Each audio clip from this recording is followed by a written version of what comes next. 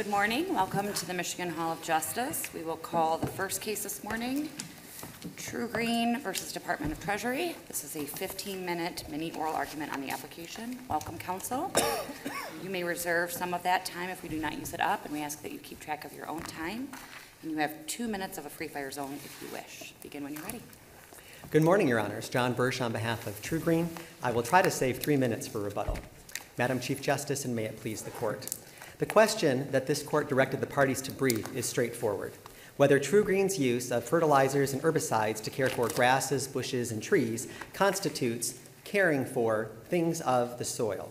And the answer is yes. That's why when the legislature proposed to amend the plant care exemption in 2017 to add an agricultural products requirement that currently is not in the statute, the nonpartisan House and Senate fiscal agencies concluded the amendment would narrow the exemption and thus increase revenue, albeit minimally.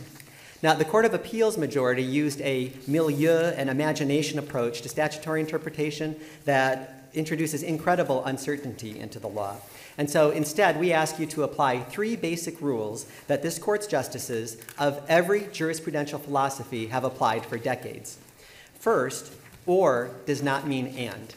When the legislature created an exemption for tilling, planting, caring for, or harvesting things of the soil, it meant any of those activities qualify. Second, when the legislature uses words in one part of a statutory regime and not another, we assume that was intentional. Here, the legislature included an agricultural operations requirement in statutes like MCL 9414 and 211.91J. And it also has a product sale requirement in statutes like the industrial processing exemption. We should honor the legislature's choice not to include those terms in the plant care exemption.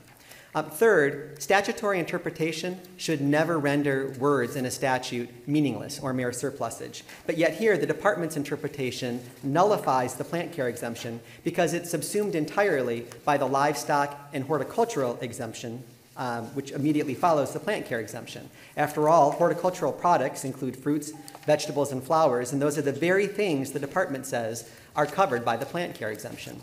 So for all these reasons, the court should reverse and enter judgment for TruGreen. Happy to answer the court's questions. Hearing none, I will jump into what I think is a critical point in understanding the statute. Counsel, I'll jump in. Yes, Justice Welch. If the law is so crystal clear, how come it took so long for TruGreen to arrive before us on this issue?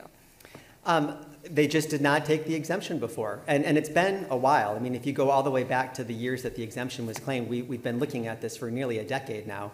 And if there was any doubt about it, it was crystallized in that exchange in the legislature when there was that 2017 proposed amendment. And the House and Senate fiscal agencies, as I mentioned, looked specifically at this, and they said that adding an agricultural production requirement back in would increase tax revenues by a minimal amount because not many people would be claiming this, only businesses that are in the business of caring for things of the soil, like TruGreen. And the House and Senate fiscal agency, they don't have a dog in this fight, they're nonpartisan. But the reason they said that is because it was clear to them that the existing statute, the unamended statute, did not have an agricultural production requirement. Why is that? Well, it's because the legislature took it out. And the department's position is that they merely took out a certification requirement and left the rest of the statute alone. But it was the certification that had the agricultural production requirement in it. So if they wanted to keep that, they would have put that language back in the rest of the statute, like they have in numerous other statutes. And when you look at one statute that has an agricultural production requirement and the plant care exemption, which does not, the only conclusion that you can draw is that the legislature did that on purpose. Is language, things of the soil, is that a term of art? It isn't obviously a unique term that we don't see very often. It is, but I think both sides agree when you look at the Oxford Dictionary that it includes plants. I don't think there's really any dispute about that. And because TruGreen's exclusive business is to care for things like plants and bushes and grass. Did you say it was a term of art? Did you say it was a term of art? Yeah, I don't know that it's a term of art, but it's one that's easily understood. It's unambiguous simply by looking at the dictionary. We don't need to go to an industry publication. We don't need to ask for expert testimony on what things of the soil means. Well, if it's a term of art, though, should we really be looking at the dictionary? That's what And the question was, is it a term of art? And I thought you said, yes, it is. And then you went to the Oxford Dictionary. Yeah, I just think that it's easily understood. I mean, I don't know that I would say it's a term of art. Whether it's a term of art or not, things of the soil means things that are part of the plant kingdom, and the department doesn't actually disagree with that. So one of the things that I want to focus on that the department elides over in their briefing is that in MCL 205.941F, we actually have two separate exemptions. There's the plant care exemption, and then there's the livestock and horticultural exemption. And the reason we know that is because those two phrases are separated by an or, and they both begin with the same phrase, in the. So plant care exemption in the tilling, planting, caring for, or harvesting of the things of the soil. The second exemption, or in the breeding, raising, or caring for livestock, poultry, or horticultural products. And so in this contextual milieu theory that they want to spin, they take words from that second independent exemption, the livestock and horticultural products exemption, things like products and transfers and livestock, and then they graft those onto the plant care exemption, almost like a Frankenstein interpretation. Isn't it sort of an odd way to write it? I mean, if you look at the whole statute, you've got, I mean, everything, right? You've got things pertaining to schools. You've got, you know, we're down at F. I mean, there's, I don't even know how many subparts we get down into, Z, double A, something like that. Why, if it really is two, why are they both in F? Why, if they're not meant to be understood together and looked at as F, I get the point of or, you can meet it in two different ways, but to say it's two different exemptions when there's at least over 26 different exemptions, why didn't they break it out as F and then G? Well, I think because plants and animals are related. I mean, there's no reason why they would have had to put livestock, poultry, and horticultural products, which after all are also things of the soil, all together, but they chose to do it that way. In its original incarnation, it also included fish. And for whatever reason, they took that out and they put that in a separate place. But the point that I want to make is that grammatically, these are separate. They're separated by the or. They both are prefaced by the in the. And it's inappropriate to take words that are in one and pretend that they're in the other, which is the whole basis of the department's interpretation. Are we taking all the words and interpreting what F means? Well, Because they're all in yes, F. we do that too. I mean, even if you look at it in whole, it's important to understand that the activities that are included here are not exclusively agricultural. So, for example, TruGreen itself, when it reseeds a lawn, is engaged in tilling and planting, in the extent that it works the ground and then it plants seeds in it, and yet no one would say that's an agricultural or a horticultural activity. So that there's nothing exclusively agriculture about the activities in the plant care exemption. And the reason, Justice Kavanaugh, that we need to keep them separate is that if you combine them the way the department does, then it renders the plant care exemption superfluous and nugatory. Because that horticultural products piece in the livestock and horticultural products exemption would completely subsume the plant care exemption. Because after all, horticultural products include fruits and vegetables and flowers and things like that. And so you would have no need for a plant care exemption.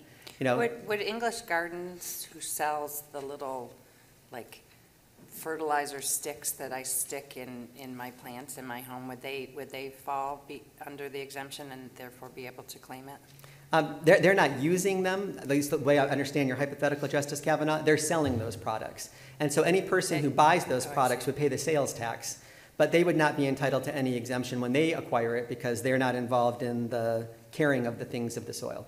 That's the reason why the House and the Senate fiscal agency analyses say that the revenue impact would be minimal. Because as a practical matter, this would only apply to companies like TruGreen, whose whole business is caring for the things of the soil. There's not many businesses that do that exclusively. Well, would it apply to, I mean, yes, the big companies like TruGreen, but what about an independent landscaping company?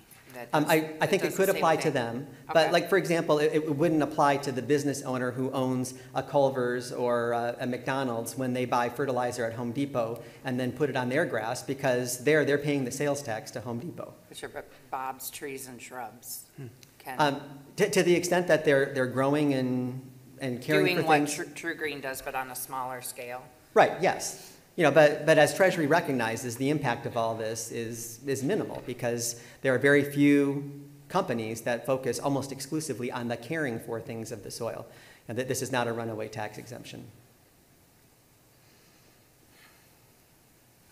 Only other point that I'll make before I sit down is that they try to use this associated words canon, the nocitur associus, to say that if you look at all these words together, you then limit them. And that canon only applies when you've got ambiguity and you can't determine or discern what the meaning of the words is. The classic example of this, going all the way back to the case that created the associated words canon, it's an 1887 Queen's Bench decision. And there it was a criminal prosecution. And the statute applied to somebody who brought an explosive in a case or canister. And the question was whether a cloth bag would qualify for that. And what they did is they looked at case or canister and considered that those both involved, hard objects, true containers, and the cloth bag didn't fit that.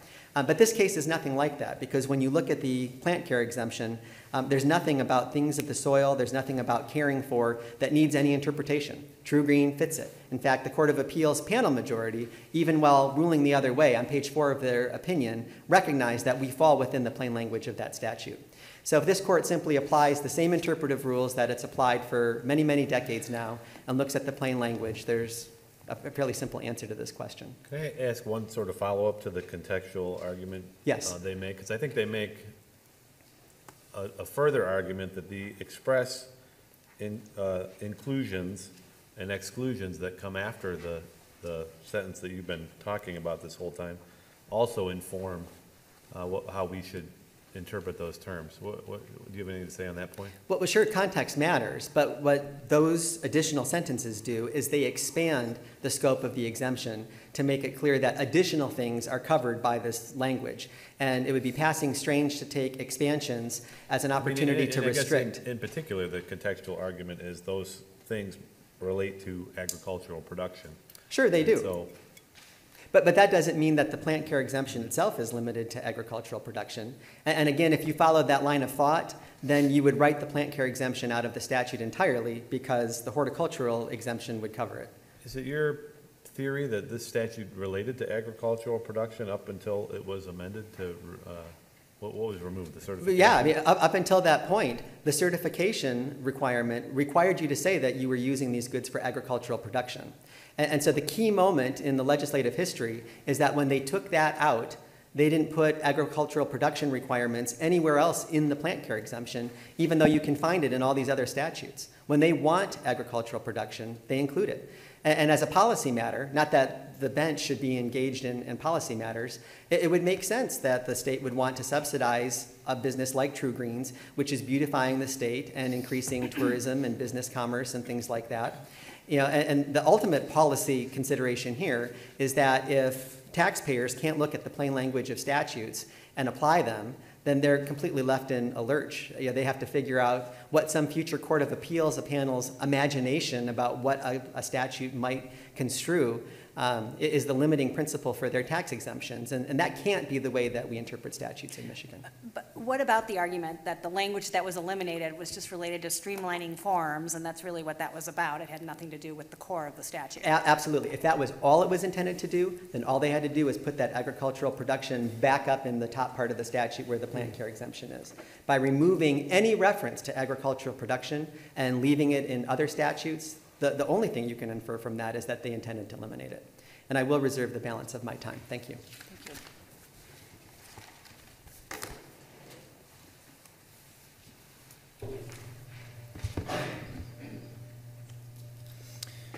Well, good morning, Your Honors. May it please the Court, Assistant Attorney General David Thompson here on behalf of Treasury. And with me at Council's table is Solicitor General Ann Sherman and Assistant Attorney General Justin Call. And, Your Honors, we're here this morning because of that key phrase, things of the soil. Now, that phrase follows from a series of verbs that form a progression. Those verbs are tilling, planting, caring for, harvesting, which together describe a process of agricultural production. So first, the farmer tills the land, then plants the crop. That is followed by caring for the crop, and then finally harvesting the crop. And this is an integrated sequence. The statute positions the four verbs in a process that flows to the direct object, which is here things of the soil, which contemplates and can accept each constituent verb in that process. And of course, that phrase itself is a term of art. Going to Justice Zara's question, it is a term of art. And this understanding is not only exegetical, based on grammar and context, it also has 70-plus years in its favor, as well as long-standing agency and case law interpretations. Now, True Green's reading of this, just caring for things of the soil, removed from its contextual progression, divorced from all of these things, its verbs in isolation, a vacuous phrase that seemingly would embrace anything and would broaden the legislature's intent to include such things as bait shops that harvest and sell worms, or ant farms, or, as indicated earlier, an independent landscaping company. And therefore would be so broad as to be ambiguous, in which case this exemption must be strictly construed. In short, this is a term of art that must be understood in terms of agricultural production, and this accords with the plain language, which provides for this progression of verbs and the exemption's history, and is otherwise an unremarkable conclusion consistent with its various iterations and interpretations over decades. So, to go to Justice Kavanaugh's question about the structure of this exemption. So, Your Honor, you're absolutely correct. This is a single exemption with different parts. And it is much like the industrial processing exemption, where various activities may trigger the exemption, but all relate to agricultural and horticultural production. Now, as to the text itself, concerning the grammatical structure, as amicus Michigan Manufacturers Association points out, words form sentences. The phrase in question, things of the soil, is one part of a sentence, which is to say a subject and a predicate. And the first thing to notice about that phrase is that it is a direct object.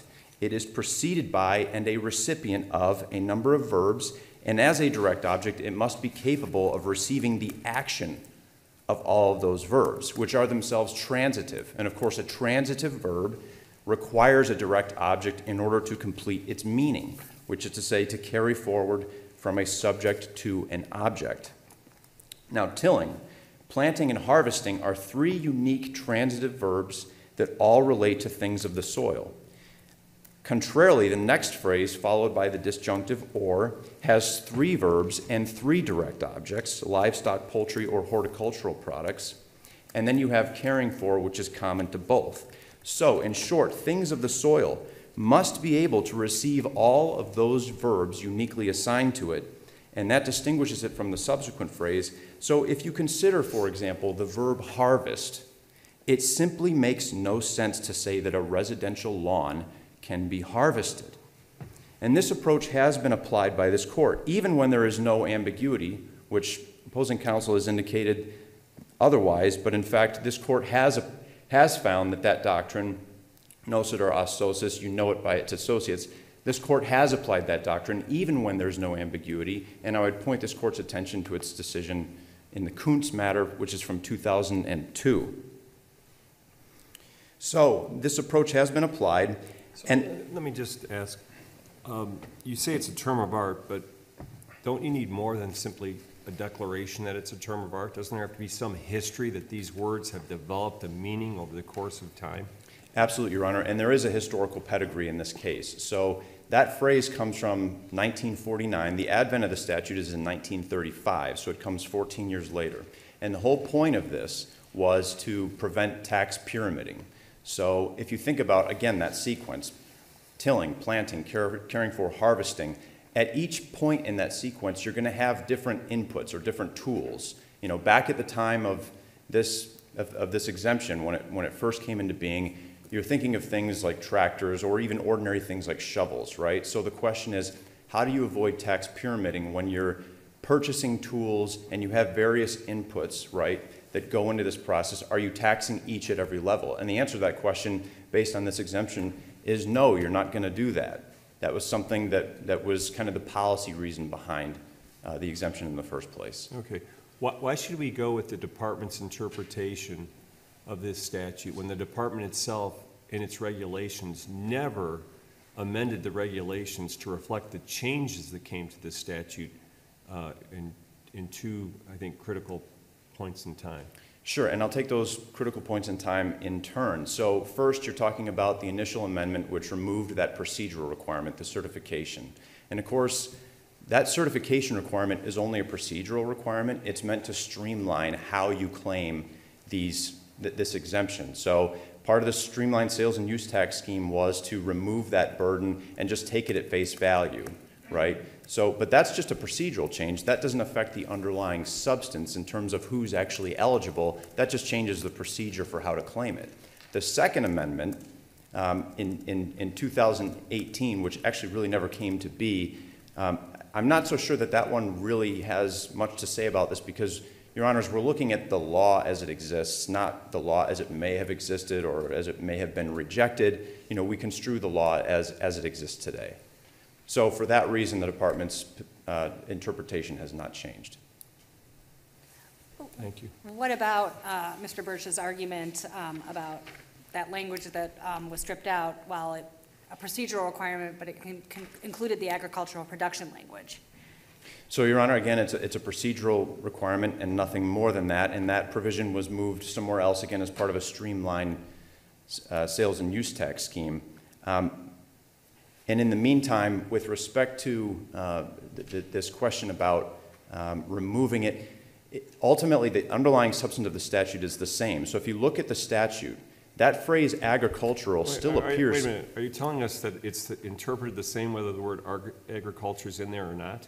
Well, I believe that the word agricultural is still in the provision. So it occurs 3 times in that provision, twice in the 3rd sentence and once in the 6th sentence. And by the way, that provision also mentions such things as biomass and land tile. So applying this court's decision in G.C. Timmis, right, basically what the court looked at, they looked at not only the provision at issue, but they also looked at surrounding provisions, surrounding definitions to look at this question of what is a real estate broker. Here you don't even have to look outside of sub F. You can stay right in sub F. You've got agricultural production, land tile, and biomass. So the provision substantively hasn't changed even if it has procedurally. And I'd like to address this question of surplusage. So first, our interpretation gives a distinct meaning to each piece of the statute. So horticultural production is a separate thing. It's a smaller scale thing, and Justice Kavanaugh mentioned this idea of like a nursery, right? English gardens or something like that. So that's a smaller scale type of production, whereas agriculture is a large scale production.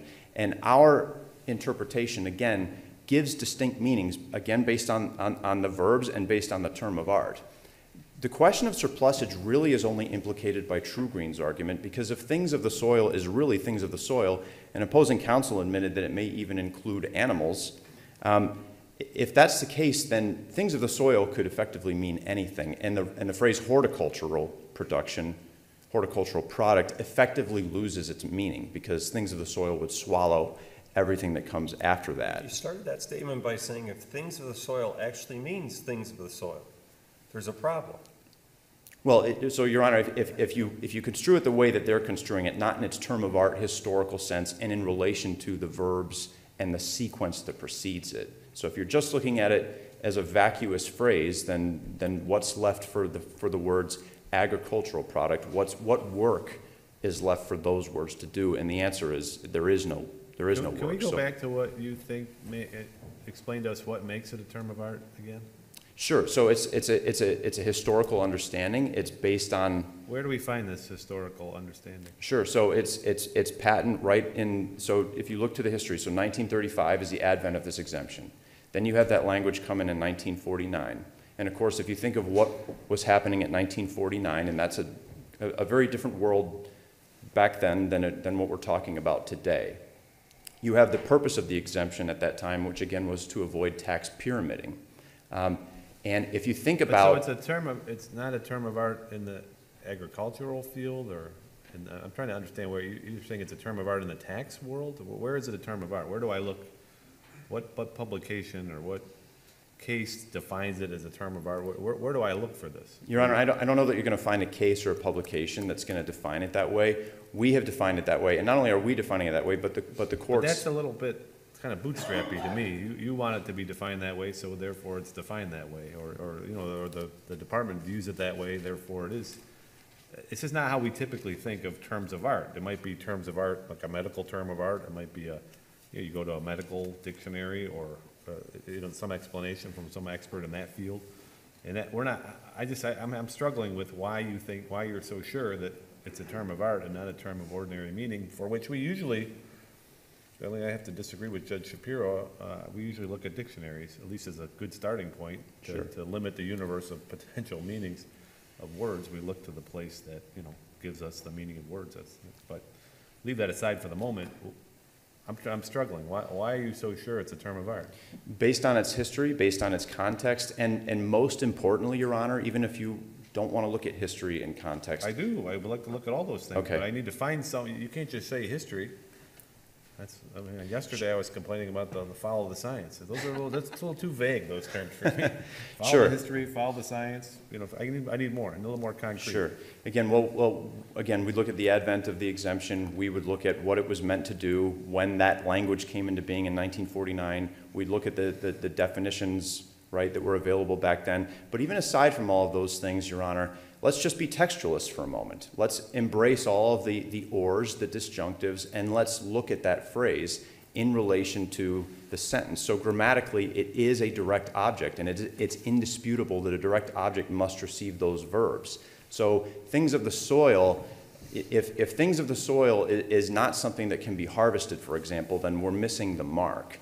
And that's I think, that the core problem with the opposing side's argument. I mean, try to think of a situation where, instead of a roadside stand with apples and, and corn and that kind of thing, you just have a partially, like a shovel-sized dug-up piece of somebody's lawn for sale. It's been harvested and it's for sale, and that just doesn't make any sense. So the context of it, the history of it, and most importantly, Your Honor, the text of it makes it clear what its meaning is.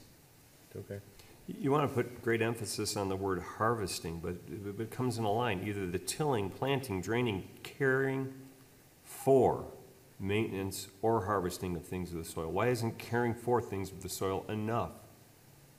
Your Honor, it certainly is enough, and to be clear, our position is, and in line with the case law that's construed this position, it is enough. You could care for things of the soil. You could do any of those in just one of them. You don't have to do all of them.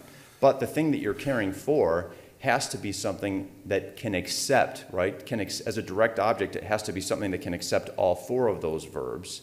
And then again, it's concomitant to the progression of verbs that we find in the statute. Okay.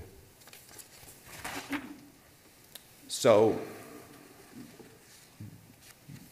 with respect to, again, opposing counsel made the comment that plants and animals are related. Again, this is another notion that would explode the meaning of the statute and render it so broad as to be ambiguous, and also would result in surplusage as to the subsequent phrase. And to Justice Welch's point, yes, we are streamlining the statute. That was the only point of that amendment. Absolutely. Why did it take so long? It is notable. There's been claims that that this case implicates business certainty and reliability for the business community. Your Honors, this phrase has been construed in accordance with its current understanding. It's been construed that way going back decades. So starting in 1991 with the Mueller case, then you work your way up through the Michigan Milk cases and then the Sietsema case. And those are both post the amendment, post the removal of that certification procedure. And I guess if there was all of this question about the significance of this for business, where were the amici back when Sietsema was decided, which I believe was in 2012? Where was the controversy here back then? Your Honors, contrarily, what would disturb the status quo for tax administration purposes is to effectively rewrite this provision in such a way as to expand it to any and all types of entities. Again, bait shops, ant farms, apparently landscaping companies, golf courses. Is this really what the legislature had intended? I think the answer to that, based on just the grammar alone, but also based on the history and the context, the answer to that question must be no. Thank you. Thank you, Your Honors.